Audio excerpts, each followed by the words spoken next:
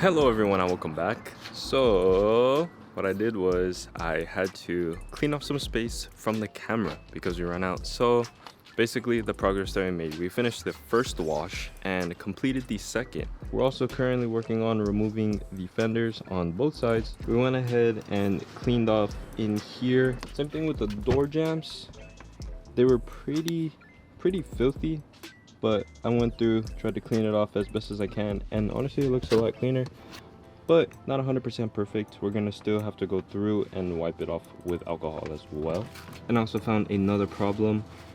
This is one of the reasons why I had the skirts on in the first place, only because you can see it's like drip down, but we'll go ahead and I wiped all this. This was really dirty as well. As for main goals right now, remove fender, remove pop-ups if I can. What I want to do is remove this top piece. I'm not sure if this top piece is connected to the whole light assembly. If it is, no big deal, we'll just pull the whole thing and get the hood off. Fenders off, bumpers off. Oh, did he start recording or not? Take a picture of it. Let me see. And his YouTube, Aaron Shaw. Period. Period. Single cam poop. What's that? Yes. Did you have this crack on your phone? Did you drop my phone? Yeah, he did. Why don't you set up the compressor? Because I don't know how to. Oh, grab the nozzle. Grab the nozzle. What's that? The to spray. So these are the tools that I'm using. Right here is my sander.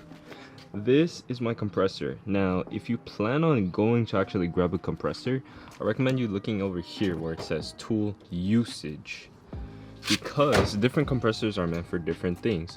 So you see the majority, inflation, finish nailing, brad nailer, all that this is really good for.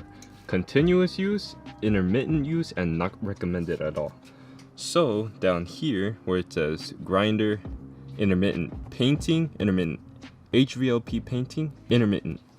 Okay, so this is one of the better compressors that I was able to find. I went to Harbor Freight and I went to Home Depot. Okay, none of the compressors, all these had not recommended for painting, which is what we needed it for. So this is what I ended up getting, an 8-gallon oil-free air compressor from Husky. Moving on over here, these are my different attachments. I got a 1/4-inch hose. I'm not sure if there's a difference between a 1/4 of an inch hose and 3/8 hose. There probably is a difference, but I don't know what that is. But I made sure I have a paint regulator, made sure that was a 1/4 of an inch as well. And I also have this 13-piece air accessory kit. Now, I'm not sure if I really needed all of this, but I wasn't sure if I was going to need these, so I picked it up. And I know this is for like a ball pump and stuff like that, so not everything is needed, but I needed these. Next up are my spray guns. These already got taken out, so I have 2 guns. It's recommended that you use 2 guns when you're spraying. You have a primer gun and you have a base/clear. Now today I'm not using a clear.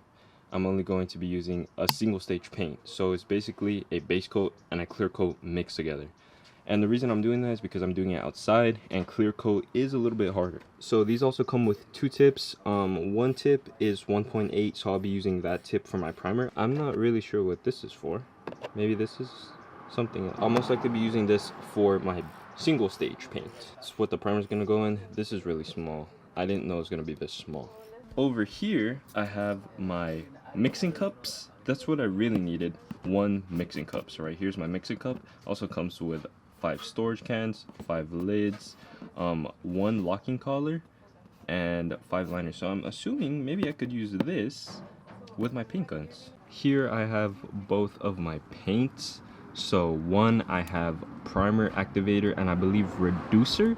And in the other box I have my single stage paint along with my activator. Now the reason why I'm paying attention so much to the weather outside is because I need it to be 70 degrees out. That's the minimum that my single stage activator can actually use.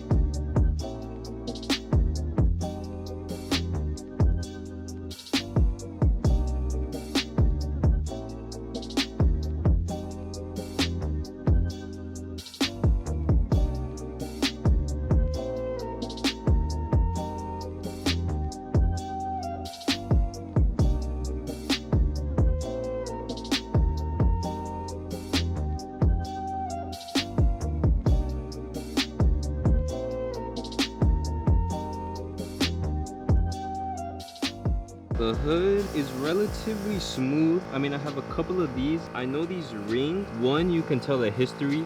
So I see 1 paint, 2 paint, 3 paint.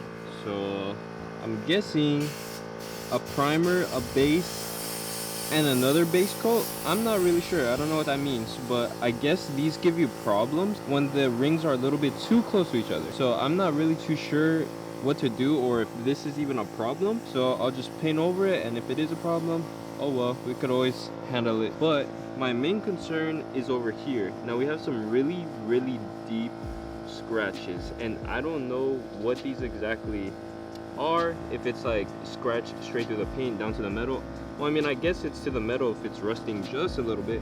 There's another really deep scratch right here. So what I want to do is I'm gonna apply some Bondo across this scratch, as well as these other little scratches, I guess you could call it as well. This is also my paint gun. This is my regulator. I just put it on. When I connect the air, I'm gonna try to maintain 20 to 21 psi or 22 psi for my primer coat. This knob is your air knob, so I went ahead and loosened it all the way out to get max airflow.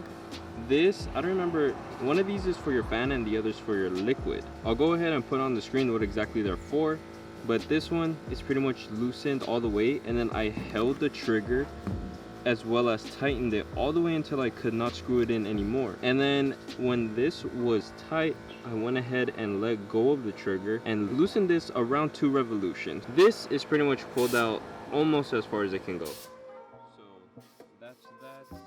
I went ahead and put this on.